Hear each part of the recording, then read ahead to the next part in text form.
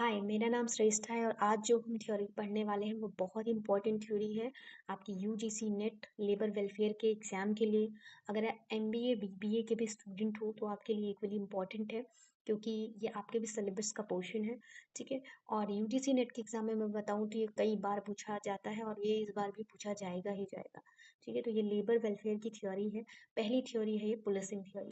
तो हम यहीं से स्टार्ट करेंगे। पुलिसिंग थ्योरी आज हम पढ़ेंगे। पुलिसिंग थ्योरी क्या होती है, सिंपल लेमन टर्म्स में मैं बताऊं तो अगर रूल्स रेगुलेशन ना हो, अगर एम्प्लॉयज पे कोई रूल्स ना हो, कोई बर्डन ना हो, प्रेशर ना हो, मैं कहूँगी कि अगर प्रेशर ना हो तो वो क्या करेगा, वो एम्प्लॉयज को कोई भी मौका नहीं छोड़ेगा एक्सप्लॉइट करने का।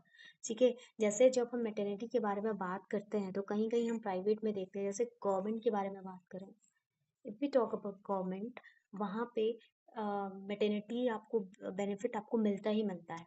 ठीक है, टेन्योर मिलता है। तो जो भी लिखा है मैटरनिटी बेनिफिट एक्ट 1961 वो सब फॉलो करती है गवर्नमेंट। ठीक है। लेकिन अगर मैं प्राइवेट की बात करूँ, कुछ प्राइवेट्स को हटा दिया जाए, कंपनी जैसे विप्रो है, जैसे कि विप्रो है, इन्फोसिस है।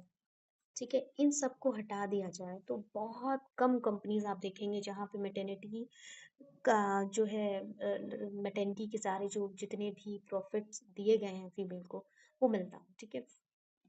तो अब ये थ्योरी भी यही ज्यूम करती है कि ये क्या बोल रही है कि जो अगर कोई रूल नहीं होगा, ठीक है, तो वो कोई भी जो है एम्प्लॉयज को कोई मौका नहीं छोड़ेंगे एक्सप्लॉइट करने का। ये यही बोलना चाह रहा है, ये इतना स्टेटमेंट लिखा है वो यही बोल रहा है।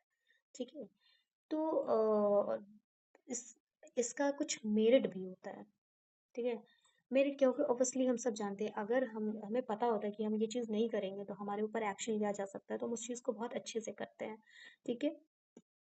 लेकिन इसका एक डीमेरिट भी होता है, बहुत तगड़ा डीमेरिट होगा ऑब्वियसली।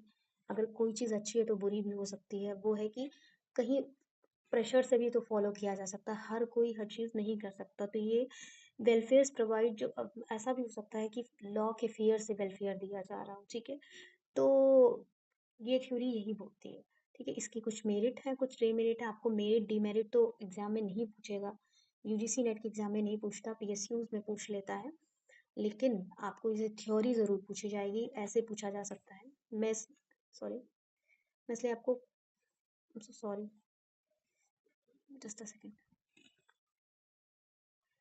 ऐसे ही बता देती हूँ, एक मिनट।